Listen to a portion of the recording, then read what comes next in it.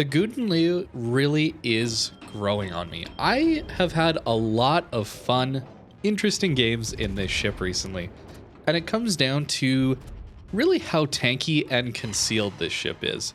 The guns are okay. You can see how hard they can hit, assuming you get a Citadel.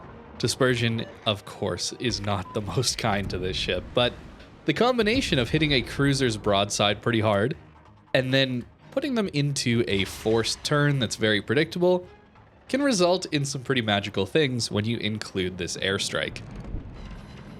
Unfortunately, we don't kill him. We'll get him though. But that is one of the interesting combinations or things you can definitely get away with and accomplish with the Gouden Leeuw that isn't really something that you can do in a lot of other cruisers. These airstrikes are hard to use, and they've taken me a lot of time really to learn, and honestly, I get it wrong a lot of the time anyway. You do have to predict someone 14 seconds in advance, and they get all that heads up of exactly where these bombs are going to drop. And that's assuming you can lead someone that well, since there really isn't a lock-on that helps all that much. So stationary targets like a Musashi there become really nice targets to go after, even though not all our bombs are going to pin. We did some good damage though. The real strong suit though of this ship is that ability to push open water and really make use of the AP. The HE I have found to be quite anemic, where the AP is pretty all right. Assuming you're getting Citadels, this poor Atago is going to really greed for his torpedoes, and we're going to punish him for that. The ship itself, though, is quite tanky. The armor is pretty good, although it's not perfect. You're going to get Citadeled, even though it appears to have turtleback. It gets overmatched by battleships.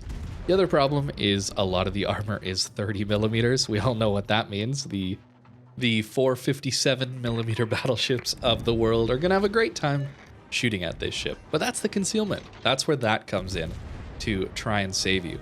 The other thing I love about this ship is the fast cooldown on the heel. It's like the Massachusetts, the Georgia, the Ohio. You have a very fast cooldown on this heel, allowing you to tank reasonably well for a cruiser. Of course, the downside is those long duration fires. So trying to go bow in against HE spammers really is a bad idea. So learning what you can and can't get away with is going to be crucial. I've found that I can do a reasonably good job tanking against battleships. It is those HE spammers at range that I have to worry about a little bit more. But again, your great concealment allows you to go dark and not get shot at. It's really quite a nice combination. And I think to get the absolute most out of the ship, you're going to have to utilize all of those strengths to get into really quite dangerous close up front positioning that allows you to make use of this airstrike. At this point, we're in the middle of B, and it allows us to do a ton of damage to, well, anybody within that 13-kilometer radius.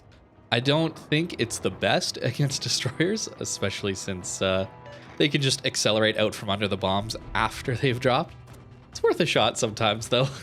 You can get some pretty nasty damage on DDs, but it really comes down to stationary cruisers and battleships. That's really what these bombs do a great job of countering, and they do it really, really, really well. And since the game tends to be a little bit more passive these days, having a well-concealed, reasonably tanky ship with this airstrike potential of forcing people out from behind cover, it's a fun ship to play in these hyper-aggressive positions. Of course, something that allows you to play in these aggressive positions is the anti-aircraft. I don't think it's enough to fully deal with a carrier that wants you dead no matter what, but it's enough of a deterrent that you can play some very aggressive positions and still not be the priority target for the enemy carrier.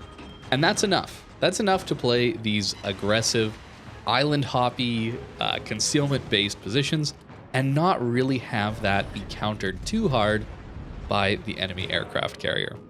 You can see we're tanking a Pommern. We nuked that North Carolina while he was broadside to us, and that's pretty good. But to really show off tanking a battleship at closer range, well, what would be the scariest version of that?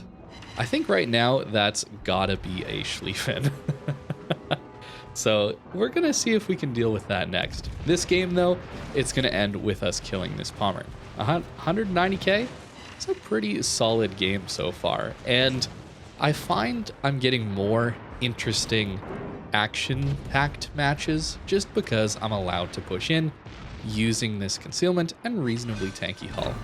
It's not going to do as well at range, maybe like some of the other tier 10 cruisers would, but I think that's a good thing. I think that's interesting that you're going to be playing these closer range positions. I like that this is a different style of cruiser than those turn out at the beginning of the match, spam eye explosive, reverse in towards the enemy at around 20 kilometers.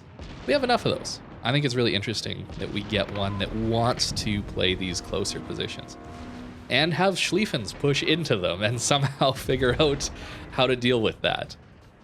The airstrikes, of course, help a ton, but again, we're not getting a ton of full pens onto these battleships' deck armor. You hit the superstructure, you're going to do a reasonable job, but at this point, we haven't done too much. But that's going to change when he pushes in even further. This ship's got some good AP.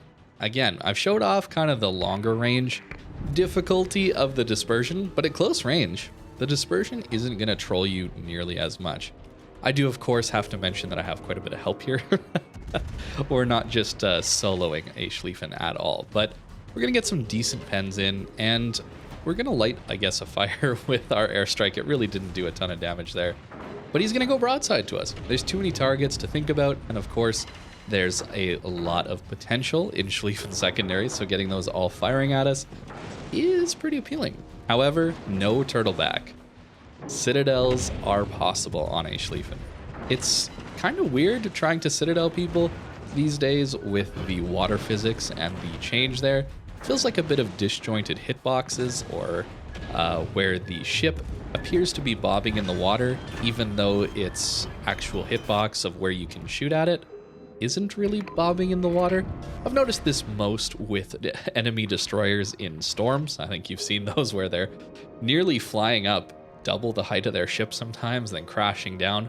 It makes it a little difficult to hit, but it looks nice. I just wish there was a little bit more balance with the ease of gameplay and allowing it to be something that's reasonably easy to hit. So I don't know if that's affecting anything, but maybe that is causing some of these issues I'm having with reliably hitting Citadels, but maybe that's just me being a little bit washed up these days. But here we go, an Alsace going full speed at reasonably long range. It's always going to be 14 seconds, so the range doesn't really matter that much, but that's a pretty perfect airstrike drop, and that's 15k. I love that you can get into these close range positions and just wreak havoc on the enemy team. They're kind of forced to come in and deal with you. It's a lot of fun. And in this game, we ended up getting a boring-ish way to a Kraken, so I'm not going to show you all of that, but just the interesting parts, and ending off with a Kraken. It's a pretty fun ship to play. To be clear, I don't actually think this is a line you should grind out if you're newer to the game. It's pretty niche and isn't very good as a learning line or something that you're going to engage well with as a beginner, I don't think. But if you've played the game a long time and you're wondering if this is a new line you should grind out, I think there's some fun to be had with the airstrikes, and more importantly, the pushing in and getting into those close range positions. I think the airstrikes are a little overpowered in dealing damage regardless of what island cover there is around, but they take a little bit of skill to use, so I'm not too worried about it, and they're reasonably well telegraphed. But again, it's mainly that ability to push in that I really enjoy with the Gouden Leeuw. Here's my captain build. Pretty standard, I'd say. We're taking the AA upgrade mainly for the airstrike reload time. That's what the goal is, to get those airstrikes as much as possible, since they are very, very strong. Everything else, concealment, again, trying to get as much HP to tank, getting as many heals as possible since they have a nice quick cooldown. And then on the equipment side, we're even foregoing something like propulsion mod to get those airstrikes back faster. They're really, really quite strong. And you can see there, 38 seconds on the reload time of the repair party. It's pretty good. So that is the Gouden Leeuw. It's grown on me. I'm starting to like it much more. It's mainly because I've had some interesting close quarters games with it recently. So let me know what you think of this ship and the line in the comments below. And I hope you have a great rest of your day.